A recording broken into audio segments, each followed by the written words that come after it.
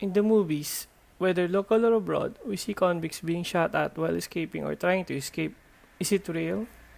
Can jail guards really shot on sight escape convicts knowing they are still protected by certain rights, even after being convicted? This is the landmark case of People vs. Delima. Disclaimer: our vision laws are based on actual cases. The facts stated have been made public via publications and the internet. If any details, especially of the petitioner, dependent, and or of the dependent accused, offensive in any way, kindly leave a comment or message us in Facebook, and we'll be more happy to change any details accordingly. A policeman was charged for killing an escaped convict during the apprehension. The prior facts are as follows.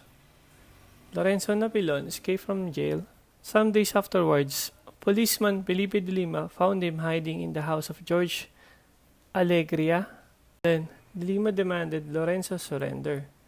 Lorenzo, armed with a pointed piece of bamboo in the shape of a lance, answered with a stroke of his lance. Delima dodged the attack and to impose his authority by firing his revolver.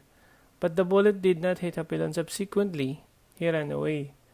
Without parting with his weapon, Delima went after him and fired again his revolver, this time hitting and killing him. Delima was tried and convicted for homicide and sentenced to reclusion, temporal, and accessory penalties.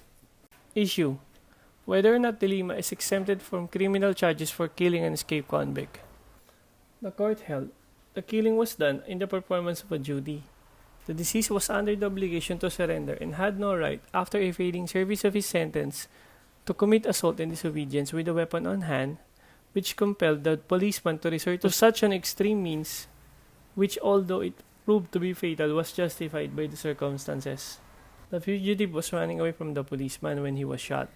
If the policeman were a private person, not in the performance of a duty, there would be no self-defense because there will be no unlawful aggression on the part of the deceased.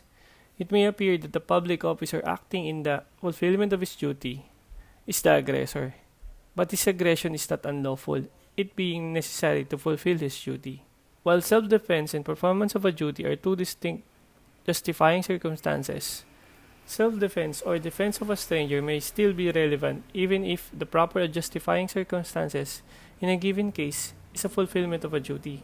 For example, a policeman used what appears to be excessive force could be justified if there was imminent danger to the policeman's life or to that of the stranger.